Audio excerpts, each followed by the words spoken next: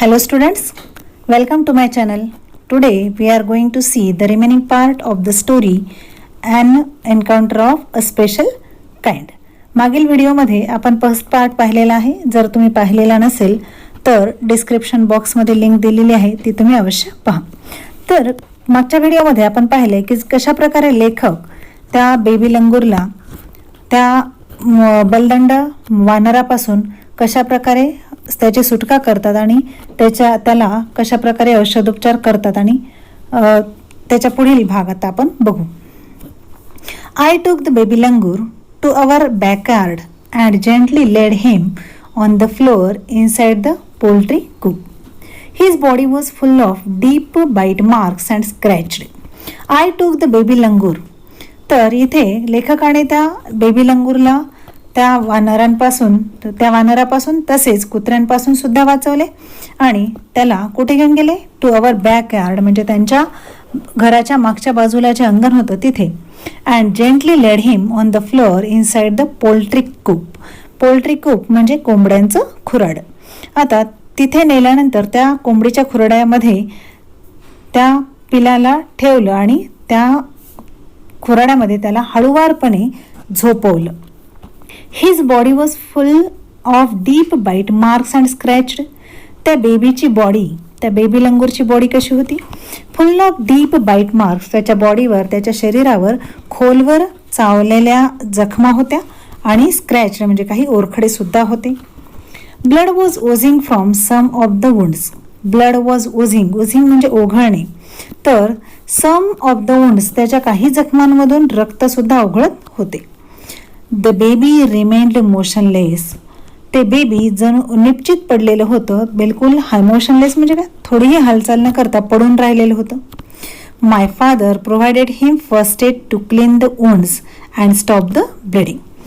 माझ्या वडिलांनी म्हणजेच लेखकाच्या वडिलांनी त्याला फर्स्ट एड म्हणजे प्रथमोपचार दिले, टू क्लीन द वुंड्स आणि त्याची जी जखम आहे ती स्वच्छ केली, अँड स्टॉप द ब्लिडिंग आणि त्यामुळे रक्त काय झालं? थांबलं. I was relieved to find out that the baby was breathing even though his breaths were shallow. Even though, जरी his breaths were shallow. त्याचे ब्रेथ्स, त्याचे जे श्वासोच्छवास होता तो जरी मंदावलेला होता, त्याचा वेग कमी झालेला होता, तरी लेखकाला हायसं वाटत होतं.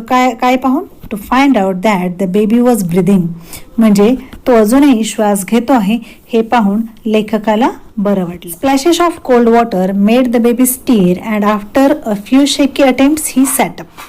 Splashes of cold water made the baby stir. The writer sprinkled cold water on his body and made the baby stir. त्या लेखकाने त्याच्या अंगावर काही थंड पाण्याचे हबकारे किंवा शिंतोडे मारले आणि तो त्या बेबी लंगूरला शुद्ध आली. And after a few shaky attempts, आणि काही प्रयत्नानंतर ते बेबी ही सॅटअप उठून बसलं. He was in state of shock. ते बेबी उठून बसलं तरीही अजूनही त्या भीतीमध्ये होतं, अजूनही त्याला धक्का बसलेला होता. And started trembling like a leaf in the wind. आणि कशा प्रकारे ते थरथरू लागलं? ट्रेम्बलिंग लाईक अ लीफ, ज्याप्रमाणे वाऱ्यामध्ये, वादळामध्ये झाडाचं पान ज्या प्रकारे थरथर कापतं तशा प्रकारे तो अजूनही थरथर कापत होता. His two little twinkling eyes welled up with tears. That baby's two little twinkling eyes, छोटे छोटे चिमुकले डोळे, ट्विंकलिंग म्हणजे चमकणारे डोळे, welled up with tears, welled up म्हणजे भरून येणे, आणि ही एक फ्रेज आहे. विथ टिअर्स, त्याचे छोटे छोटे लुकलुकणारे डोळे पाण्याने भरून आले. And he started to sob with a muffled cry. आणि त्याने टू सॉफ म्हणजे हुंदके देणे, विथ अ मफल्ड क्राय म्हणजे हळुवार आवाजात त्याने हुंदके देऊन रडायला सुरुवात केली. Just like a human child would after experiencing trauma. ज्याप्रमाणे एखादं मानवी मूल एखाद्या दुःखाचा, एखाद्या धसकीचा सामना केल्यानंतर ज्याप्रमाणे लहान मूल वागतं त्याप्रमाणे हे बेबी करत होतं. I offered him a peeled banana which he accepted with his unsteady hand and began taking hesitant bites. I offered him a peeled banana. Peeled means त्या केळीचं साल काढून लेखकाने त्या पिलाला दिलं, विच ही एक्सेप्टेड. ते त्या पिलाने कसं एक्सेप्ट केलं, with his unsteady hands. Steady means स्थिर आणि अनस्टेडी मीन्स अस्थिर हाताने, म्हणजे काय थरथरत्या हाताने ते एक्सेप्ट केलं. And began taking hesitant bites. आणि घुटमळत घुटमळत म्हणजे संकोच करत, बिथरत बिथरत त्याने त्याचा चावा घेतला, म्हणजे ते खाल्लं. My attention was fixed on the revival of the baby langur. Suddenly my attention was fixed on the revival of the baby langur. Suddenly, I had an uncanny feeling of being watched. My attention was fixed on the revival of the baby langur.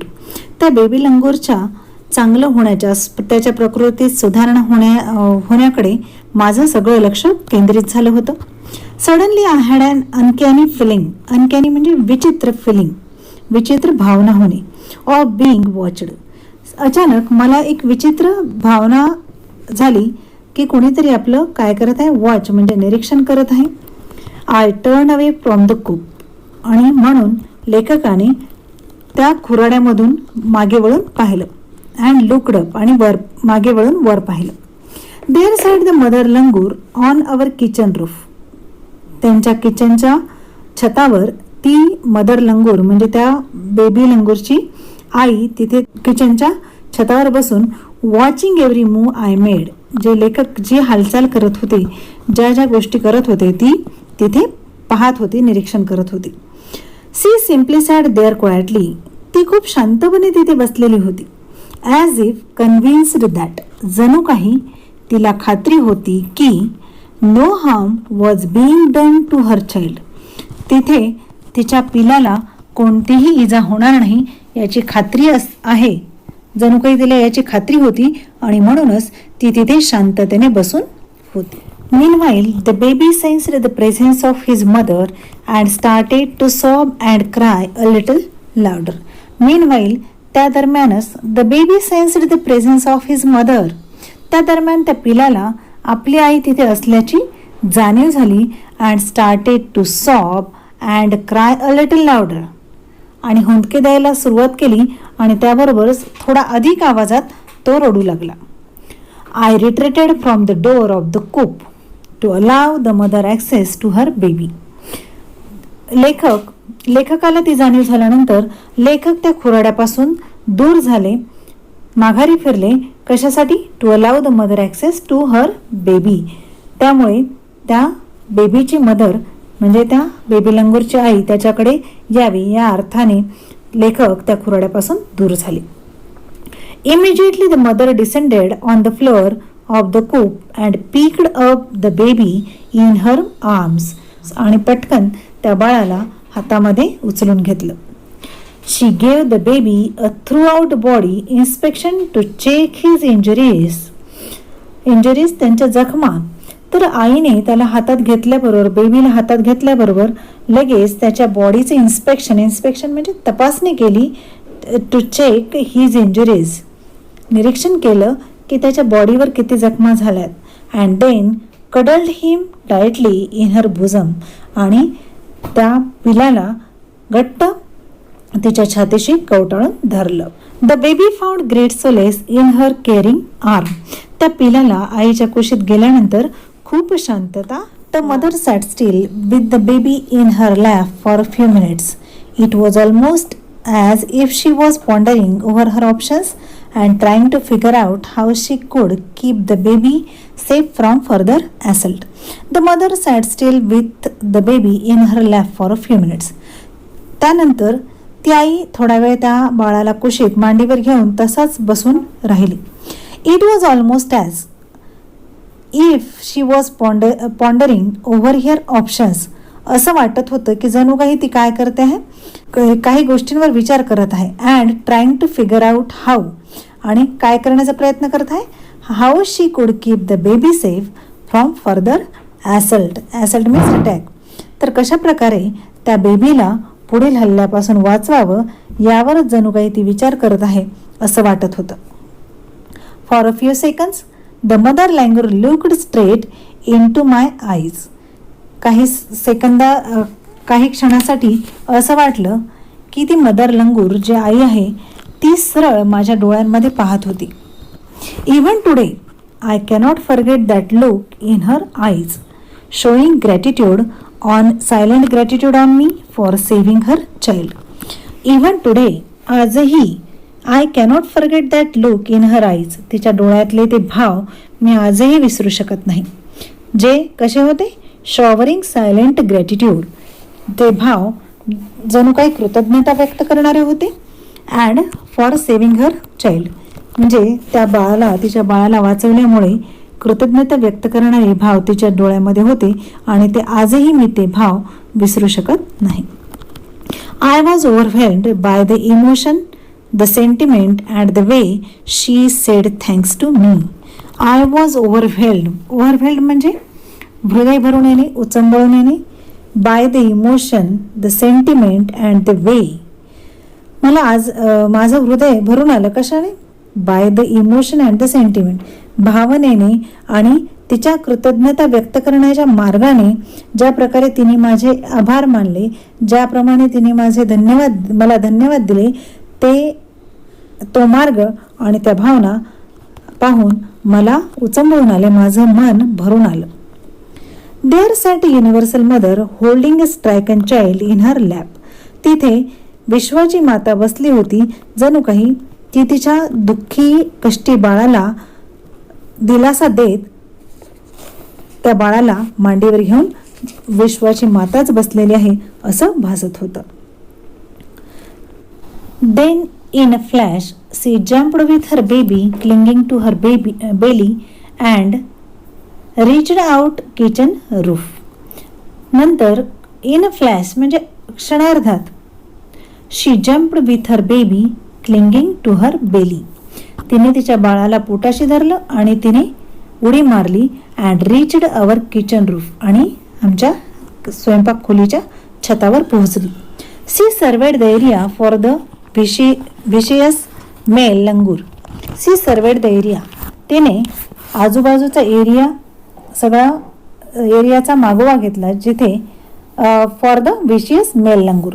Vicious म्हणजे क्रूर किंवा दुष्ट, तर आजूबाजूला तो नर लंगूर आहे का हे तिने पाहिले. And then left away in the direction opposite to the place of the violent encounter. Violent encounter म्हणजे भीषण हल्ला. तर ज्या ठिकाणी भीषण हल्ला झाला त्याच्या अपोजिट साईडला ती झेप घेऊन निघून गेली.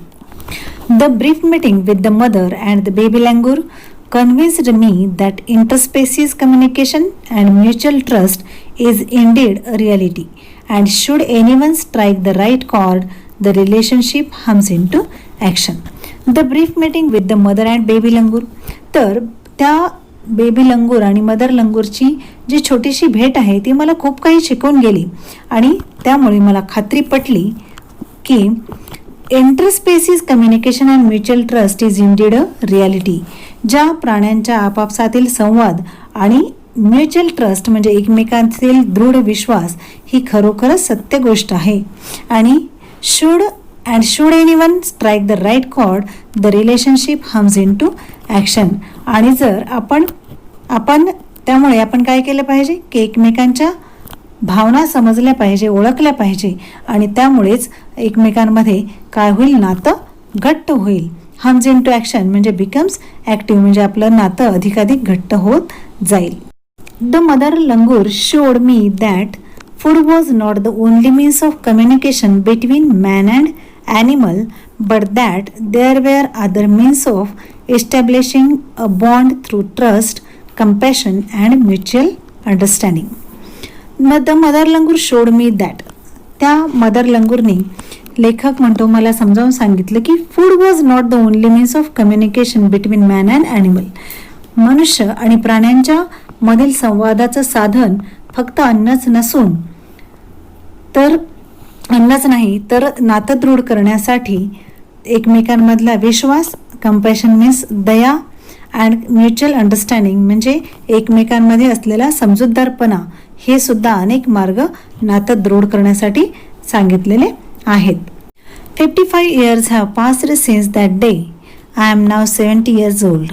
55 years have passed since that day. त्या दिवसापासून 55 वर्ष मागे पडलेले आहेत. आय एम नाव 70 years old आणि लेखक आता 70 वर्षाचे झालेले आहेत. But I still fondly remember that an encounter of a special kind. आणि आजही लेखकाला तेवढ्याच आवडीने त्या अविस्मरणीय प्रसंगाची आठवण होते जी आपल्याला या धड्यामध्ये दिलेली आहे. तर या धड्यामधून लेखक आपल्याला मानव आणि प्राण्यामधील नातं, दृढ विश्वासाचं नातं किंवा दृढ विश्वास नात्यांमधील आपल्याला या धड्यामध्ये सांगितलेला